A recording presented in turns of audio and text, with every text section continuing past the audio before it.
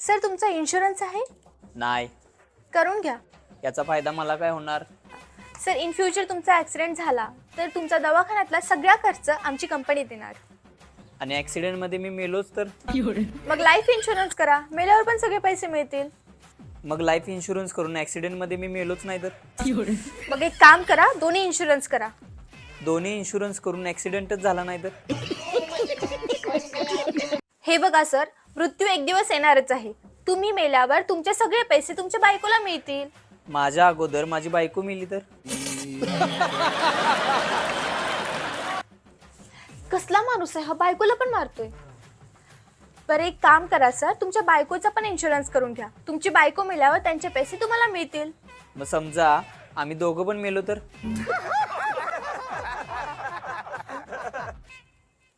Sir थोडा विचार करा, तुम्ही मेल्यावर तुमच्या बायकोला कोण सांभाळणार? माझं मोठं पोरग. सर एक काम करा, मला तिकडून तुम्ही ब्लॉक करून टाका.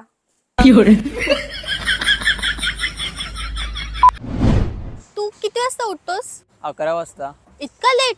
खूपच आळशी आहेस. मी आळशी नाही हो, माझी स्वप्न मोठे आहेत.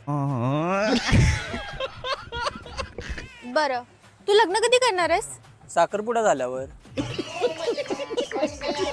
शिक्षण वगैरे काय झालंय तुझं? 12वी पास आहे. अभ्यासातलं काय येतं का तुला? अभ्यासातलं थोडं थोडं येते. सांग बरं, फायनान्शियल मॅनेजमेंट म्हणजे काय? भर उन्हाळ्याच्या दिवसात 20 लोक बस स्टॉपवर बसची वाट बघत होते. एक भिकारी आला, प्रत्येकाकडून 1-1 रुपये भीक मागितली आणि रिक्षाने निघून गेला. त्याला म्हणतात फायनान्शियल मॅनेजमेंट. तू कोणाला घाबरतो का? कोणालाच नाही, कोणालाच घाबरत नाही. काल सापाला मी असं हातानं तोडलं, ते काहीच नाही. वाघाला तर असं मधनं फाडलं आणि जिरापाला कानपण मारली. अरे बापरे. मग काय, मला खेळण्याच्या दुकानातनं बाहेर काढलं.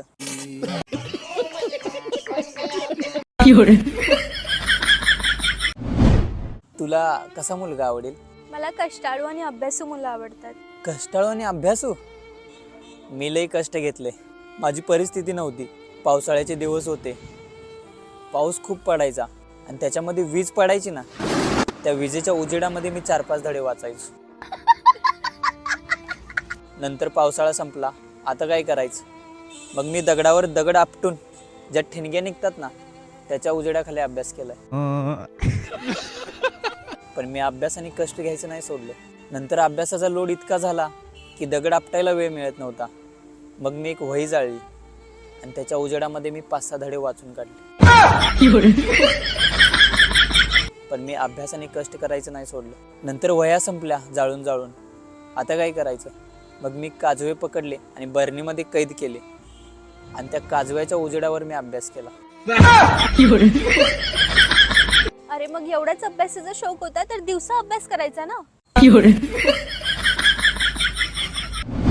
मग तू कॉलेजला का जात नाहीस? अगं एकाच शब्दाचा अर्थ प्रत्येक शिक्षक वेगवेगळा सांगतात. बायोलॉजीचं सर म्हणतात सेल म्हणजे पेशी, इकॉनॉमिक्सच्या मॅडम म्हणतात सेल म्हणजे विक्री, फिजिक्सचे सर म्हणतात सेल म्हणजे बॅटरी, इंग्लिशच्या मॅडम म्हणतात सेल म्हणजे मोबाईल फोन. म्हणून मी कॉलेजच सोडलं. जिथं 4 शिक्षकांमध्ये एक मत नाही तिथं शिकून काय उपयोग? खरा अर्थ तर तवा कळाला जेव्हा मम्मी म्हणाली सेल म्हणजे साड्यांवरचं डिस्काउंट. बरं तुला 10वीला किती पर्सेंटेज पडले? त्यावरून समजेल की तू अभ्यासात किती हुशार होता. 35% काटावर बस. 35? मला 99 होते. मला एक विचारायचं होतं, जहाजाचा शोध मुलांनी लावला, कॉम्प्युटरचा शोध मुलांनी लावला, बल्बचा शोध मुलांनी लावला, चाकाचा शोध मुलांनी लावला. मग हे 99% घेऊन जातात कुठं मुली? तू कॉलेजमध्ये कोणाला सेट केलंय की नाही? लाईफ मध्ये मी फक्त अलार्म सेट केला.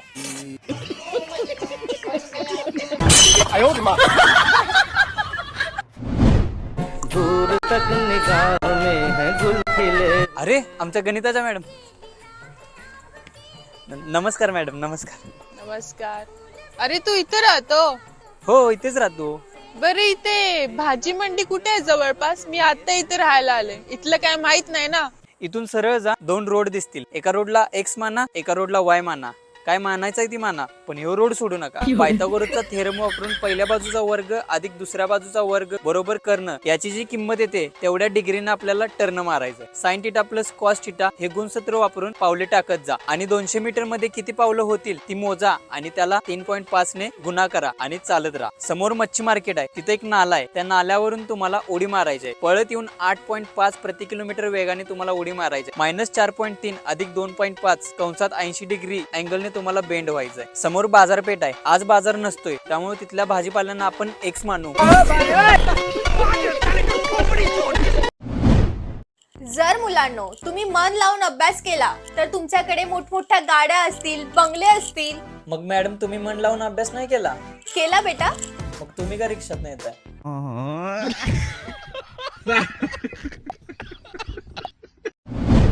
बोल मुली, तुझी काय समस्या आहे? बाबा, माझा नवरा माझ्यासोबत खूप भांडतोय. मी असं ऐकलंय की तुम्ही आजपर्यंत लाखो लोकांची भांडणं मिटवली. प्लीज माझी पण मदत करा.